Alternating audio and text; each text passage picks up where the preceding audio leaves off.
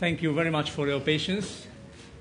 Well, after several panels of experts and analysts, we are now privileged to have a panel with speakers who are actually commissioned to make recommendations of experts to happen. We have politicians.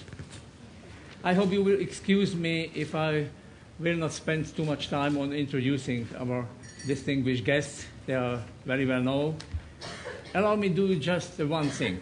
If you look at the structure of this panel, so you see the representative of Poland, of Hungary, of the Czech Republic, and someone might ask, where is Slovakia? The answer is quite simple, because this is a panel of the politicians who will talk about the EU before or after their countries had the presidencies. And while this is, I think, quite natural, at the same time, one thing probably should be said. We remember very well, we here in Slovakia, in 19th and in the period which followed, what our friends from the Czech Republic, Hungary, and Poland actually did for Slovakia in order not only to preserve and to have a Visegrad chair, which we had, but to get much more prestigious membership in the EU and in NATO. You have been doing it with deep devotion, with dedication, and with assistance, and I think it's time to thank you for everything what you did for Slovakia. I also think it's good to remind it, because especially for the younger generation who is now witnessing that those institutions are rather become the object of criticism, like NATO and EU. At that time, it was promised land for us, and it was an object of our desire. So, once again, dear State Secretary MIKOĆAJ DOWGIELEWICZ, dear Foreign Minister MARTONYI, and dear Minister Karel Schwarzenberg, we are really glad to have you here with us. There are questions for all of you. We had very vivid discussions in the previous panel about the future of the EU, both some of them optimistic, some of them less optimistic. There were people who were asking if the EU is really only an aging power or even paper tiger, with members who are, as it was noticed at one panel, that will be increasingly weak and increasingly marginalized and even increasingly desperate. There were other more optimistic visions and perspectives. And so here's the question for our first speaker, Karel Schwarzenberg, whose topic is proudly titled V4, Visegrad 4 as essential bloc of the EU. Well, we know that this was the case when we all were wishing this. The question is in how far it is reality today. We all remember how it was with the NATO in the old times about its mission. It means, in case of NATO, to get Americans in, Russians out, and Germans down. Translating this into Visegrad Group at the time of its creation 20 years ago, it was slightly modified to get Americans in, Soviets out, and instead of Germans, if you allow the populist nationalists down. I think the mission has been accomplished. The question is, where are we now? Well, to tell the truth, of course, it's a slightly different world than we had 20 years ago. That's perfectly true. We are all now proud members of the European Union. We are proud members of NATO. And of course, some people thought then that the Visegrad 4 will be superfluous. Actually, I was one of the few people today at the conference of the Visegrad 4 who was still at the founding in Visegrad itself. And of course, nobody ever thought that it will go on for such a long time successfully, and that it gets even, as it seems, a greater importance now in the European Union. Of course, we were suspected too. There were even some politicians who were asking what's the sense of this strange extra group. But of course, we had to explain to our friends of West Europe, that's Western Europe, that they accepted quite naturally that there are special relations between the countries in Western Europe, be it between France and Germany, be it between the Benelux countries, be it between the Scandinavian countries. And of course, it's a quite natural thing that we, who are in the same geographical position, more or less, and who had the same fate during the last decades and during the most of 20th century, have, of course, a lot of common interests, quite bluntly, common problems which we have to face. And therefore, the interconnection, the dialogue between our countries is very useful. By the way, it is not only as a useful lobby group, as we found out, be it in Washington, be it in Brussels, the Visegrad 4, it can be used, but it is very useful for us. Let's be quite honest, we are all proud of our national past, but there are, let's say, some less glorious periods in all our nation's history, as a rule, considering the feelings of our neighbors. And therefore it's quite useful that we can discuss that in a friendly atmosphere, in the atmosphere of the Visegrad group, where we can at least sort out some misunderstandings. So, and sticking together, and we shouldn't forget that the Visegrad 4 has together as many MPs in the European Parliament as France and Germany together. We are an element which is essential for Europe, because Europe makes no sense and would be always a torso if it would stay as it was before the year 89-90, just an Western European Union. Now we are slowly approaching the aim of being a united Europe. Of course, there are still open chapters, be it Western Balkans, be it some countries in the Eastern European neighborship, but we are progressing. It is a tough uphill walk. It is a damn difficult work sometimes. But if I compare the situation of 20 years ago, or even 10 years ago, and today, we made some progress. And I think sticking together in the Visegrad 4 was very useful.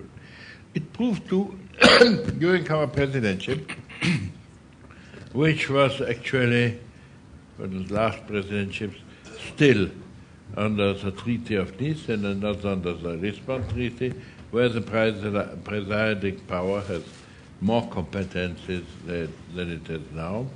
And actually, when we've all thought that the Lisbon Treaty should be completed, staying nights and days in Brussels, again, the cooperation with the Visegrad countries worked not as badly as that. Of course, even then we had entirely the same view. But the contact between us, the Polish, the then Hungarian Prime Minister, and the then Slovak Prime Minister, was working. We could always meet and exchange ideas. So I do think that we should praise the Visegrad 4 before the Lisbon Treaty, when it fulfilled its aim, and nowadays too, where now with the Visegrad Fund and so on, we're even spreading our modest influence and modest experience to the countries which are still not in the European Union, but are still interporters, but we are striving to get them into the European Union too. I think that's the main thing. Of course, times have changed, and life is not always just, as you know, and it's perfectly true that we, as we are sitting here, Poland, then Czechoslovakia, then Czech Republic and Slovakia,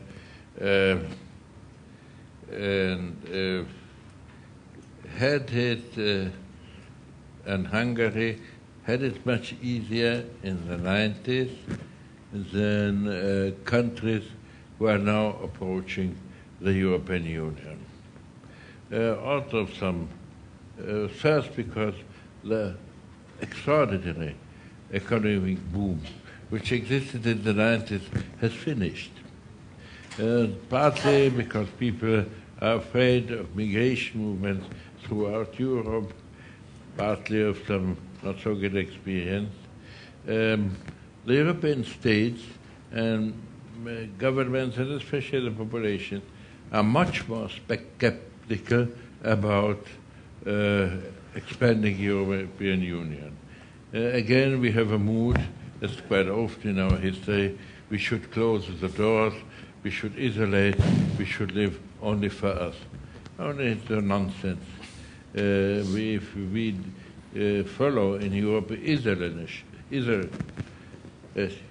course, and Europe, which is declining in its influence as a whole, including even the bigger countries in it, we get into a hopeless situation in 2 generations. No, we have to be open. We have to broaden the European Union, and I do think our experience and our knowledge of transforming countries could be quite useful in it. Now we have, of course, facing a new problem, adapt ourselves to the new conditions after the Lisbon Treaty. Still there's a new experience that we have a quasi head of state of the European Union, a quasi foreign minister, and still it doesn't work as perfectly as it should be. All these instruments probably will need some time till they work really smoothly, till they really work properly. Nevertheless, I do think we should work on it. The foreign policy of single states will for a generation or more not be replaceable. But I hope it will be slowly more integrating, and that we learn to work together on a, let's say, European level and on a national level to achieve our aims. That's something what a new generation of diplomats, new generation of politics have still to learn. And one thing we had a discussion, maybe I will end with that today. We had today a very open and very honest and frank discussion with the country of Eastern neighborships.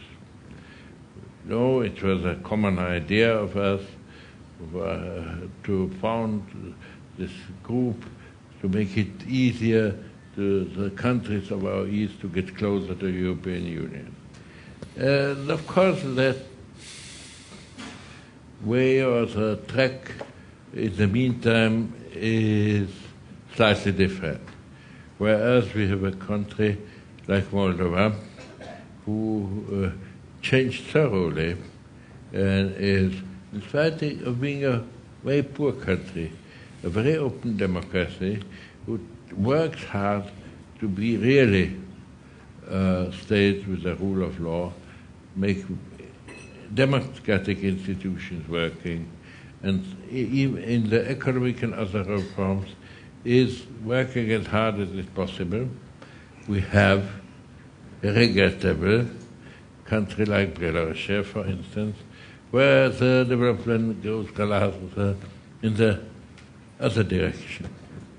And where we have repression, people put for political reasons in jail for many years, and so on and so on. There, it was a very useful meeting today, because we used a very open, frank language with our partners, and we explained them. The European Union, from the very beginning on, was a political project, not, as some people think, that it was an economic project. It was a political project, it is still today, based on certain values. Maybe it was sometimes an error Today is a big discussion about euro, which was introduced less at the beginning out of economic reasons. European economy could have thrived even without introducing common money. But it was again thought as an economic instrument for the political progress of the European Union. Maybe we didn't decide till now what we see it as a basically economic instrument or political instrument, and therefore the euro got in an impossible situation, being a common money for very different economies. But that's another chapter which we shouldn't discuss today. What we have to remind to all our partners, we are a political project. We need partners who strive for the same aim and who are their political life in their respective countries is based on the same values as ours. If it is not, sorry, we could maybe have very good relations, but there is no chance to get into the European Union or get even very close relations. So, I mean, as you see, the European Union is changing during the half century I'm observing it. It changed very much since the Lisbon Treaty, but it changed already after the Maastricht Treaty. It changed every few years. The European Union is not a state with a status-like configuration. It's still a running process. And there, I do think, we have to play our role. We have to bring our experience. And I think that for the moment, as I see, the Central and Eastern European experience is very useful to bring some fresh ideas, to bring some new thoughts, to bring a discussion in the otherwise sometimes still very conservative, still thinking in the old ways of before 20, 30 years, which prevails in Western Europe. Thank you so much. Thank you very much.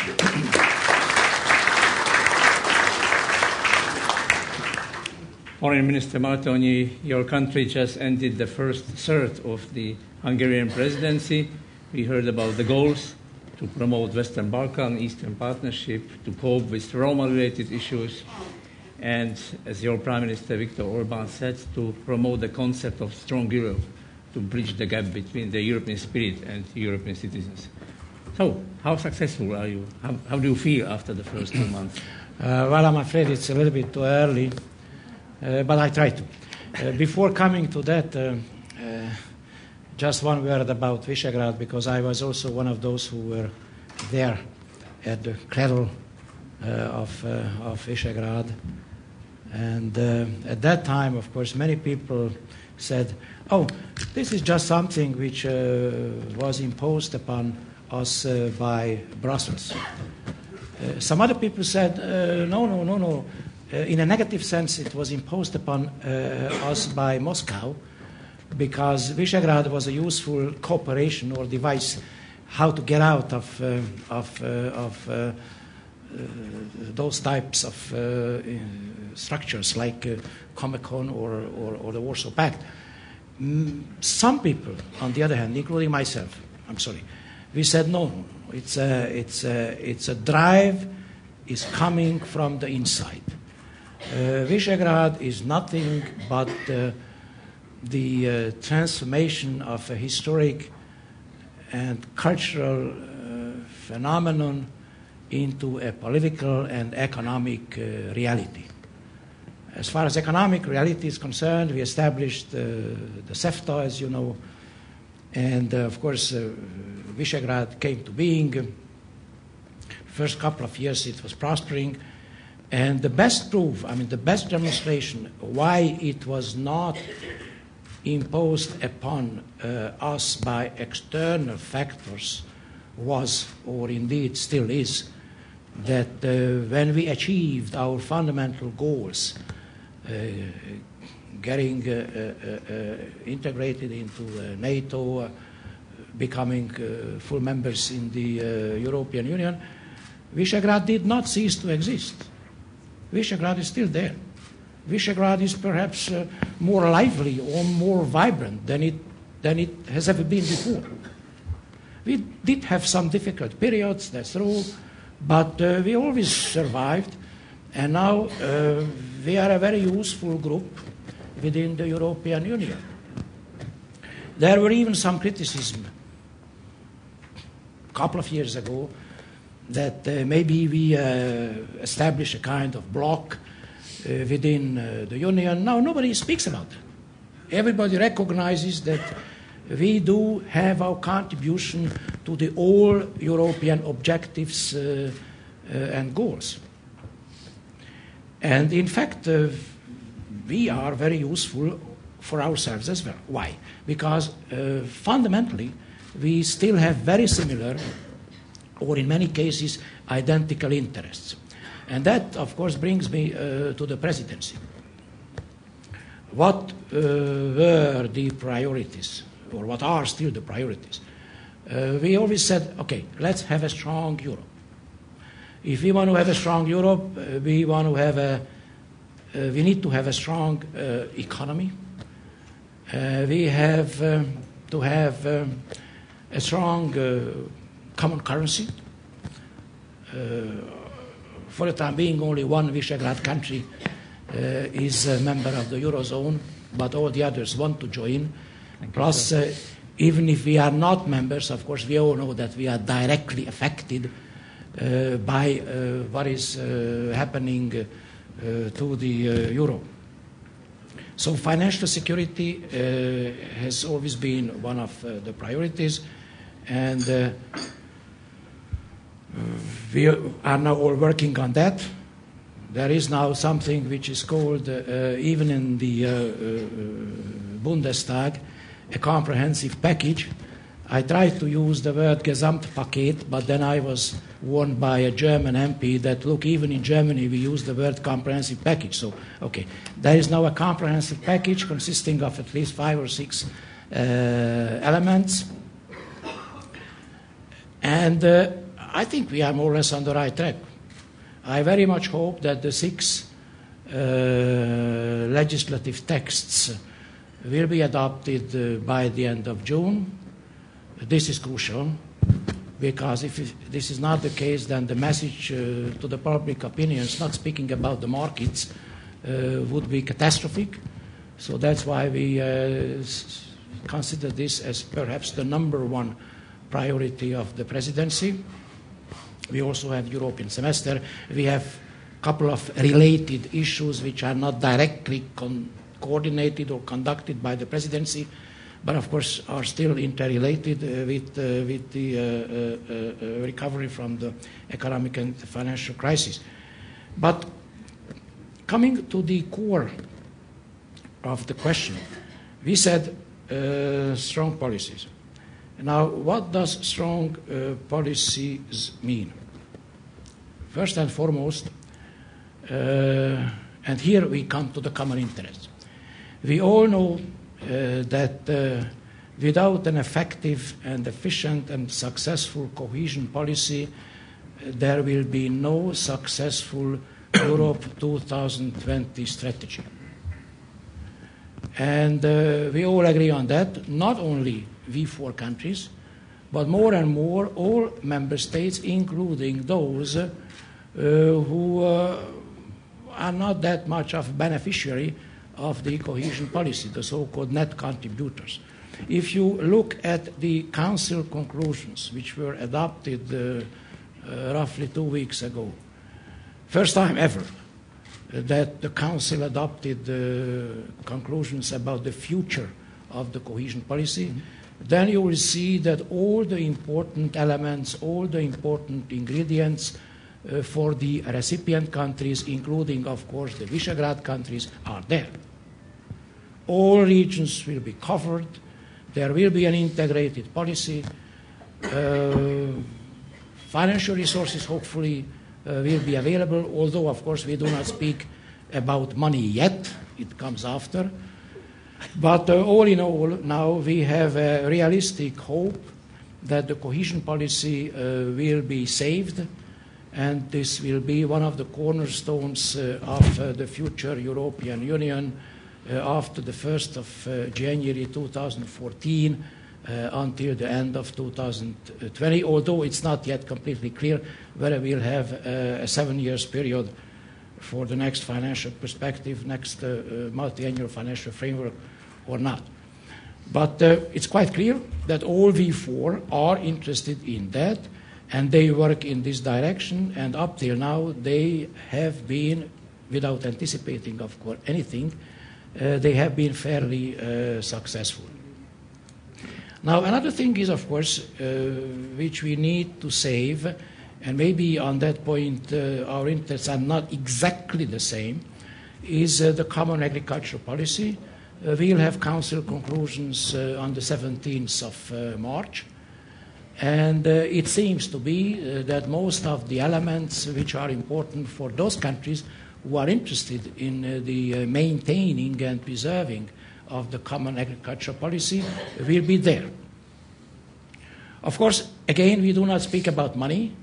Money comes afterwards.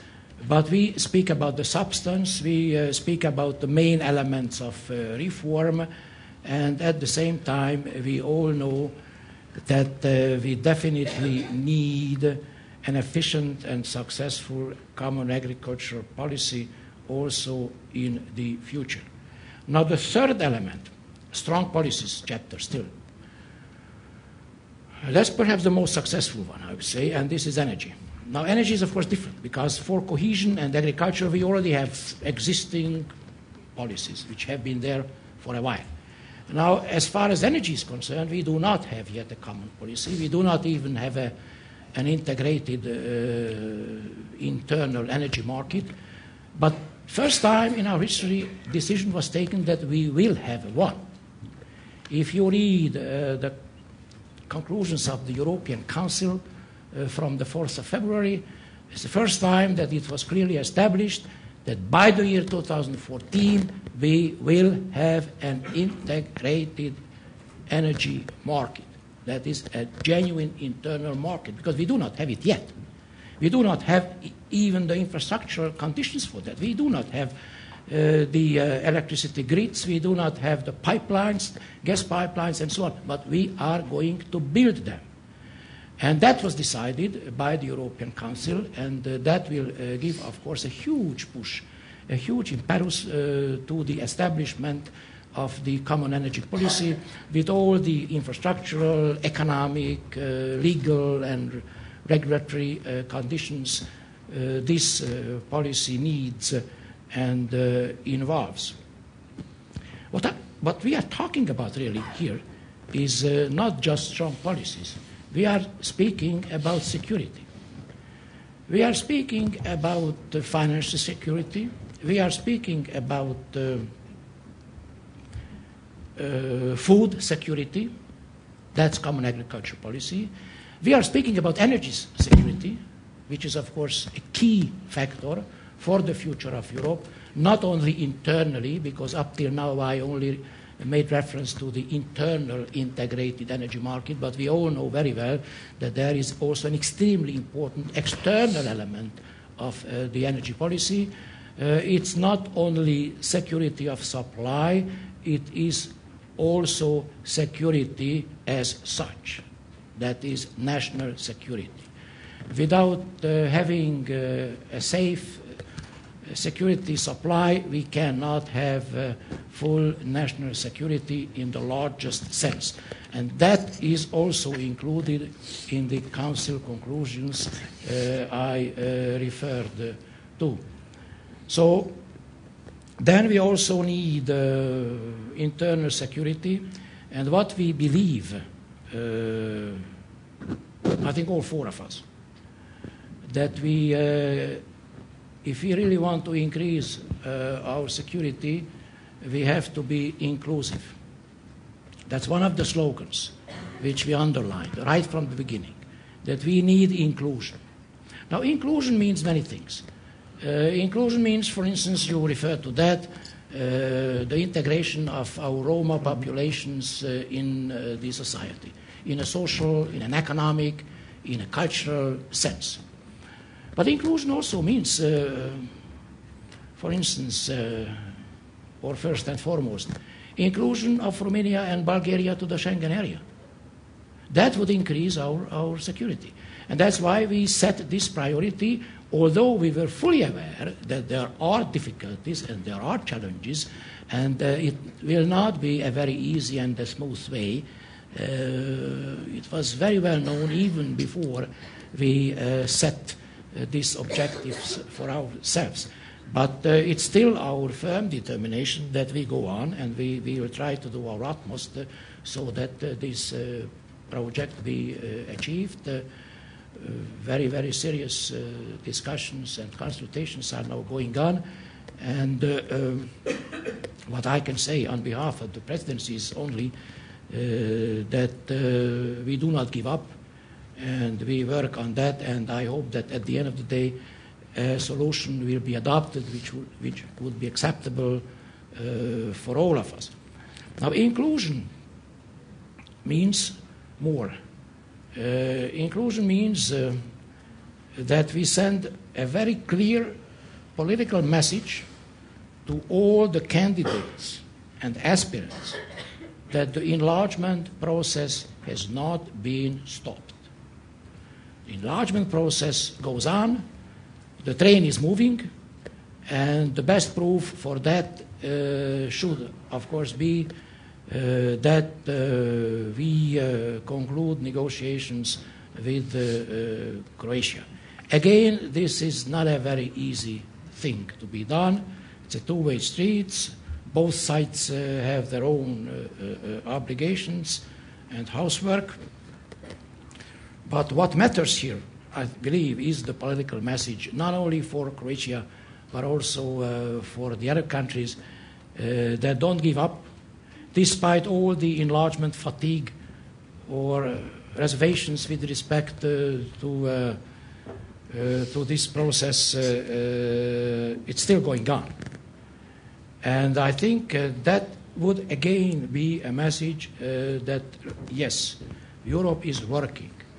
Europe is not a fortress, as it has just been said. We don't want to isolate ourselves. We want to be inclusive. We include those who meet the criteria. And I think that's why we set as a basic priority for ourselves the conclusion of negotiations with Croatia, despite all the difficulties or challenges which we all know about.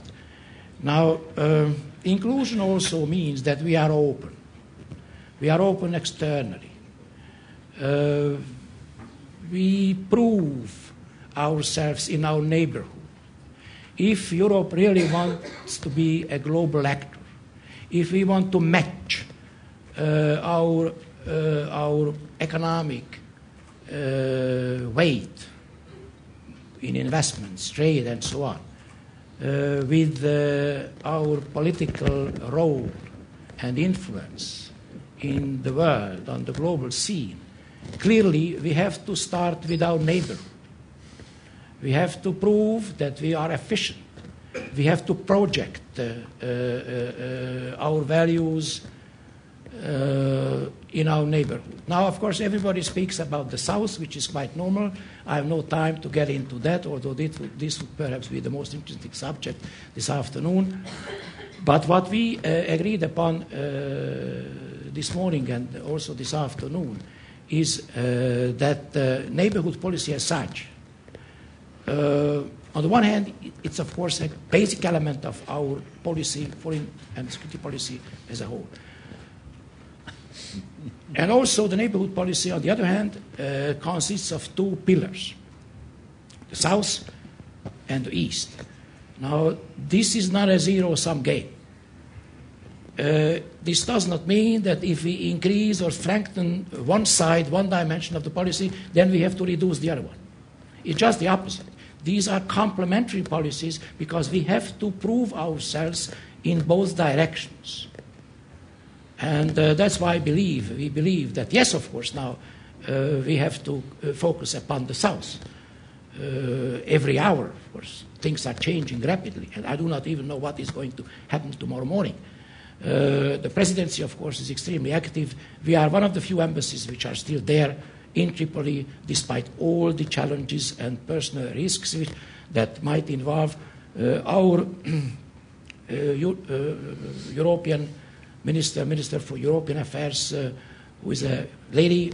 She is now, together with the commissioner at the Tunisian and Libyan border on a humanitarian mission. So all in all, of course, we focus upon the South. But at the same time, we must not forget that if we really want to be reactive, I mean proactive instead of being reactive, we have to anticipate things. And that also implies that we must not allow being distracted from the East, from the Eastern Partnership. That was the reason of this morning meeting, and that's why we'll have the summit early October in Poland, because there was an agreement between the Hungarian and the Polish Prime Minister that the summit will be somewhat postponed for technical reasons. But we are preparing for that, and I think we all agree that this is something of paramount importance also in the future. Thank you.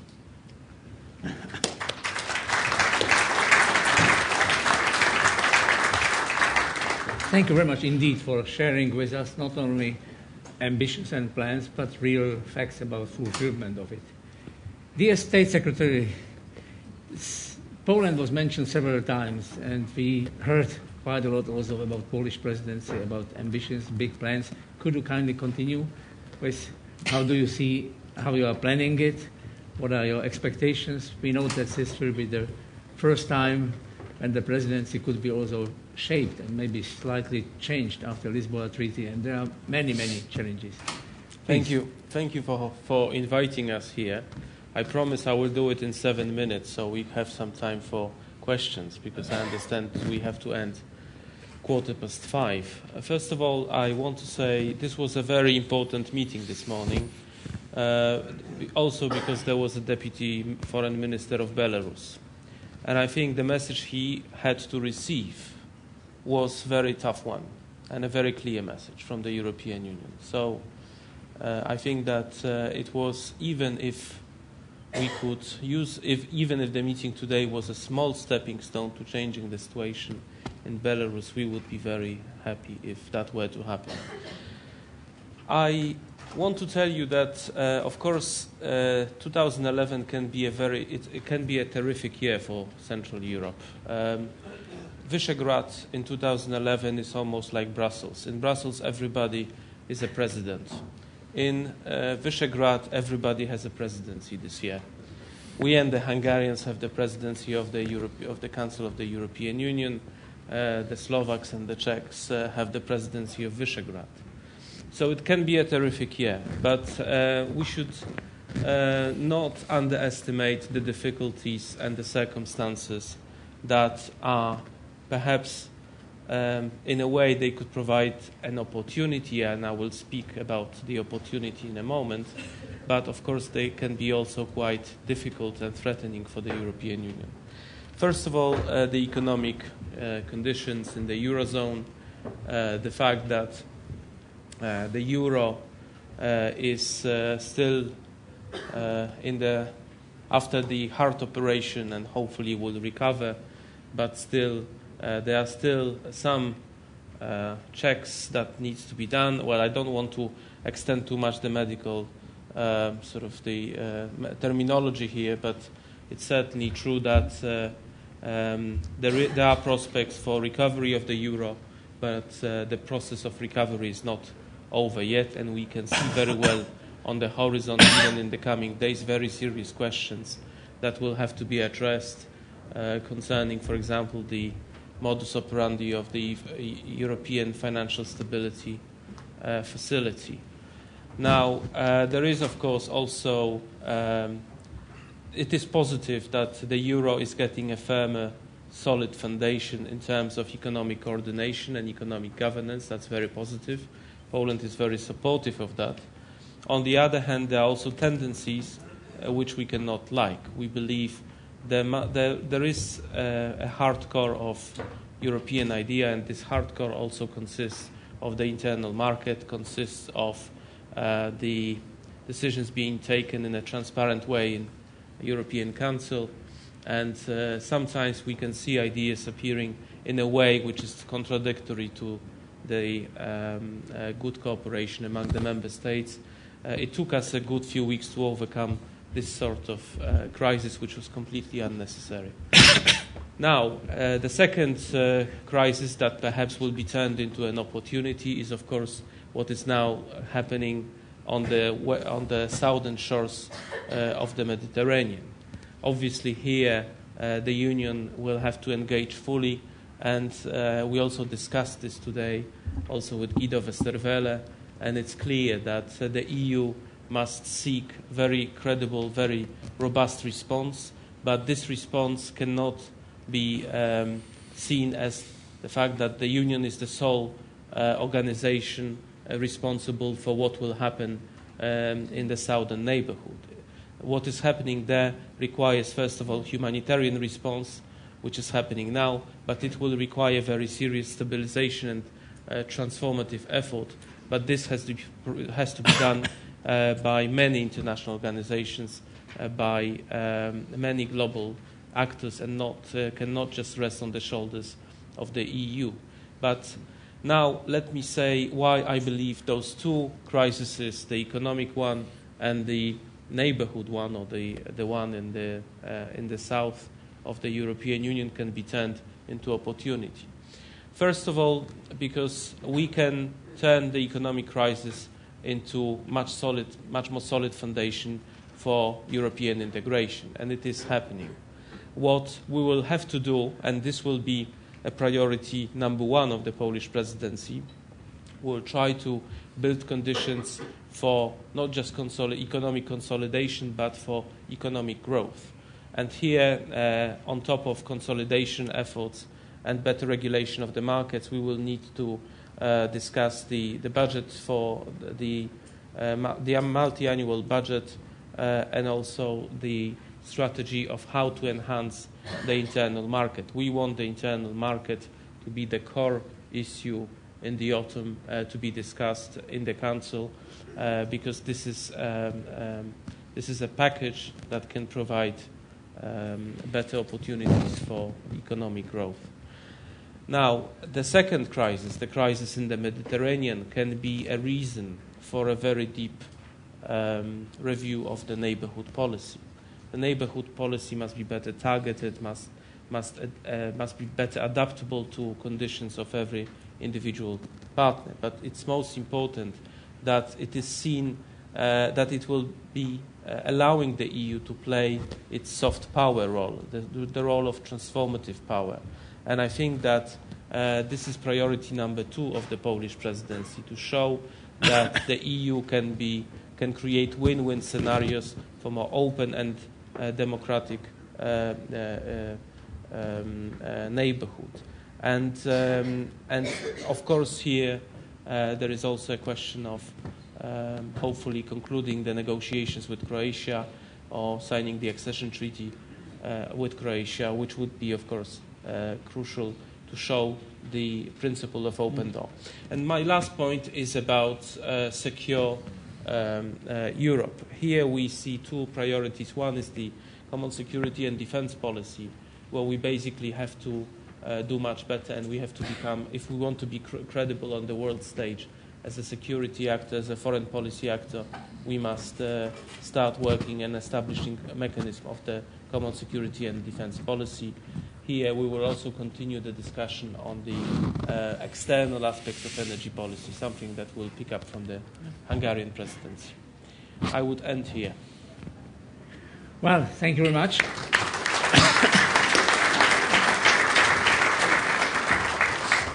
We heard about incredible variety of the plans, ambitions, and also the capabilities to change the crisis into new opportunities. Well, I'm not going to summarize at this moment because of time reasons, but the floor is open for some brief questions or comments. So the first three, please introduce yourself, and once again, please have in mind we are very limited as for time. Foreign Minister Martonyi has to leave quite early, so we will start. Yes, there is a first, there is a second, and behind is the third. May I? Yes. Thank you. Radim Dragomaca, the University of St. Andrews, Scotland. I have a question for Foreign Minister Schwarzenberg. My question is, having served as a foreign minister during the Czech presidency before the appointment of Lady Ashton, who is the first High Representative after Lisbon, and serving now as a foreign minister alongside Lady Ashton in European foreign affairs, do you find that the role of national foreign ministers after Lisbon has improved the individual nation states' ability to affect European foreign policy, or do you believe it has diminished? Thank you.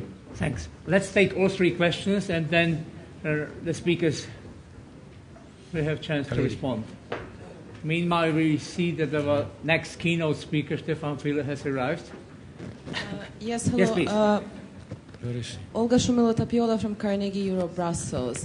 I like the comment of Deputy Prime Minister Schwarzenberg saying that the EU is not the economic union only, it's about politics. But we heard from the next respective speakers a lot about the economy. What was missing for me is about the union, which is the union of strong values. And this is something, in my understanding, what Visegrad countries saw in the European Union in the 90s, and something that drawn them to the European Union. But again, we see that the situation in the member states, in some old and new, deteriorating with the values. And my question to all three participants is there any future for the EU of strong values? And does the EU understand that these values are also important for the Eastern neighborhood? Thank you. Thanks. The third question was... Did I see there raising hand?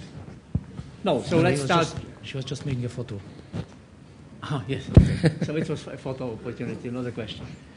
So please, Minister Schwarzenberg, and then any of you. Of course, it was the very idea of the common foreign service that we will be a main spokesman for the European Union, and that is the High Representative. Of course, therefore, some importance went to the High Representative. How strong this move will be, we are not able to tell, because as it seems now, this move of competences and of real influence has some limits. I don't think that the development has still ended. We will see. For the moment, there's a kind of balance into it. What about the Europe that was founded? Well, you see, during our access to the European Union, it was sometimes compared to an engagement and later marriage. And the European Union is like an old couple where sometimes the love affair and the high thoughts and ideas of the youth has somehow evaporated, and the common economic interests keep this couple together. But I'm convinced of this, that this common economic interest can't replace the political aim. If it becomes an only economic zone, it would break up. That's one thing, as I'm sure. We have to keep the political momentum too. Thanks. Would you kindly comment? Thank you very much for your question, because you may know that the slogan of the Hungarian presidency is a strong Europe with a human touch. Now, you can have the human dimension or the human touch in all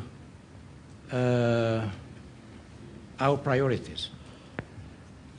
And, for instance, inclusion as such, whether this is about Romas or about candidate countries, inclusion always has a moral and a value element. Inclusion is based upon a fundamental value. We are inclusive and not exclusive. This is all about our value system. But coming to the European neighborhood policy, for instance, we underline today many, many times that this is a policy which is based upon values. Democracy, rule of law, independent judiciary, fundamental rights as they are enshrined. Could someone help with mic, or could you kindly bring the mic here?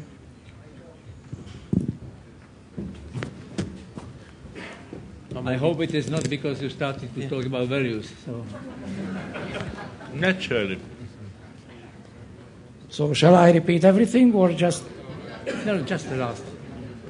So, just what was the last one? Okay. So, I mean, I was saying that inclusion does have a fundamental moral and value element. Without a value basis, you cannot speak about inclusion, whether this is inclusion of the Romas or the inclusion of the candidate countries or anything else. But coming to the European neighborhood policy, we all agreed that the neighborhood policy is a policy based upon our fundamental values, which is democracy, rule of law, independent justice, fundamental rights, as they are enshrined in the Charter of Fundamental Rights, which is now part of the treaty, as you know.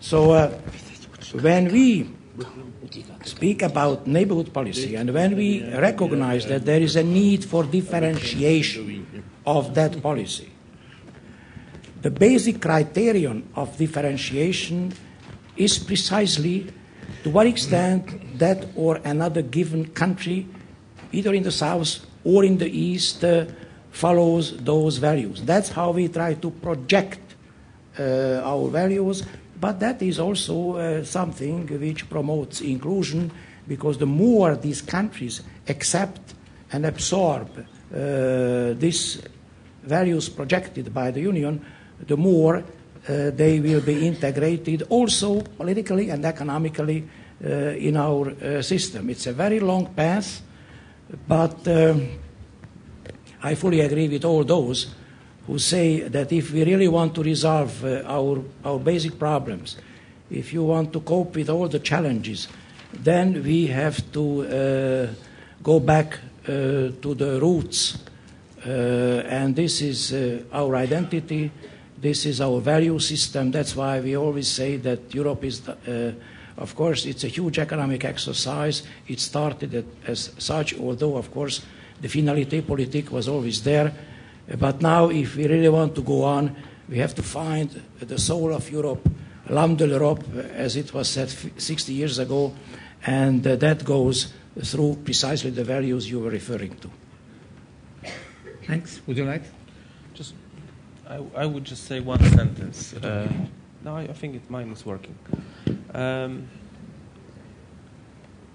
I think it would be a grave mistake if anybody would think that they can get closer to the EU just with trade or with economic cooperation. I mean, if you are Japan, yes, maybe it's true.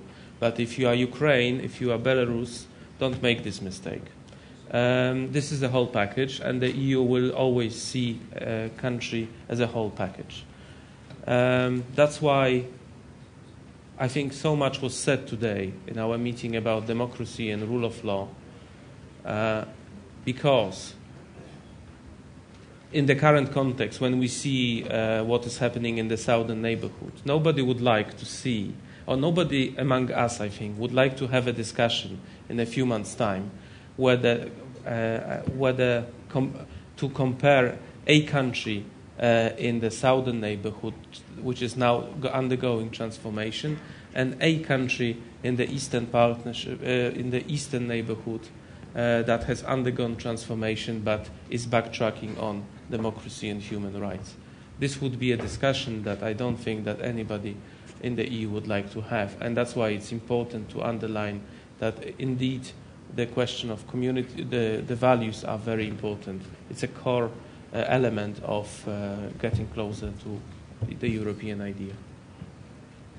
Yes, and in fact, during the panels and in informal discussions, there were repeated hints at the question in how far the Visegrad experiences from transformation could be used, not only in Eastern Partnership, but also for the Arab world.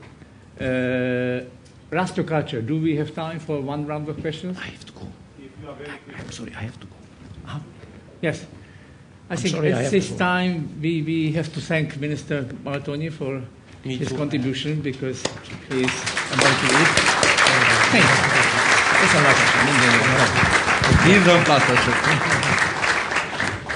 I have to go too. Dear. Okay. 3 minutes. That's for you. Okay. Okay, so here our Polish guests will have to leave very soon too, so please, if there are 1 or 2 last questions, you still can. Yes, please. One is there. No, jó, ezt leadom, ezt nézni.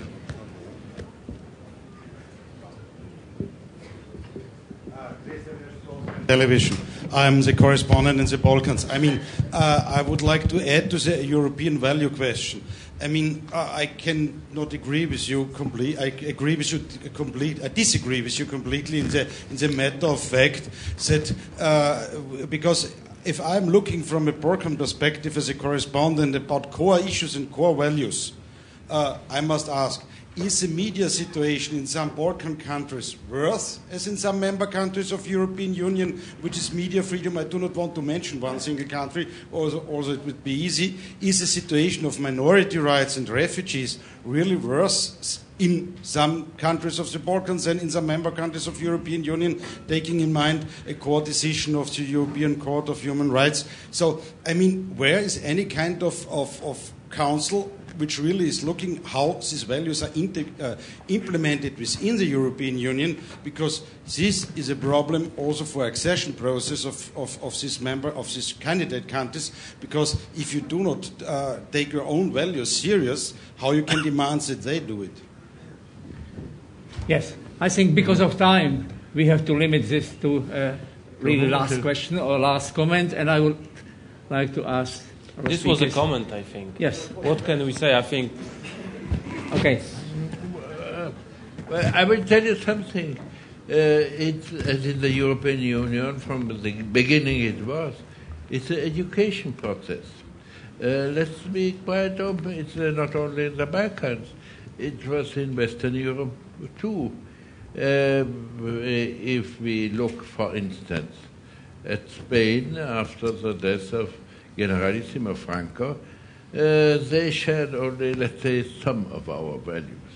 And if you were a minority like the Basques, you had a very, very difficult situation.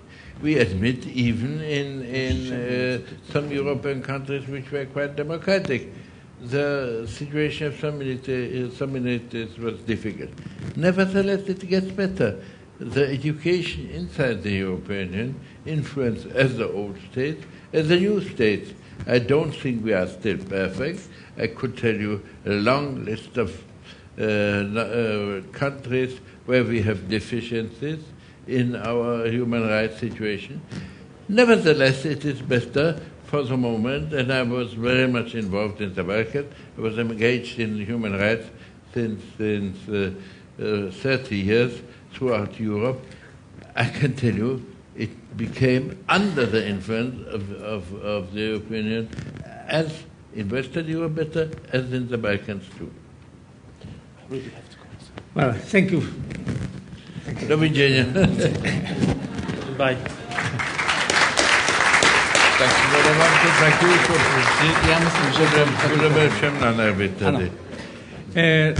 Dear friends, starting with yesterday in the evening and during the night and early morning discussion, and having in mind today's very rich panelists and very rich agenda, I think it's time to invite our keynote speaker here. once again to thank Minister Schwarzenberg and all other guests who shared with us the policy thinking, and not only policy thinking, but actually the reports about how they are acting.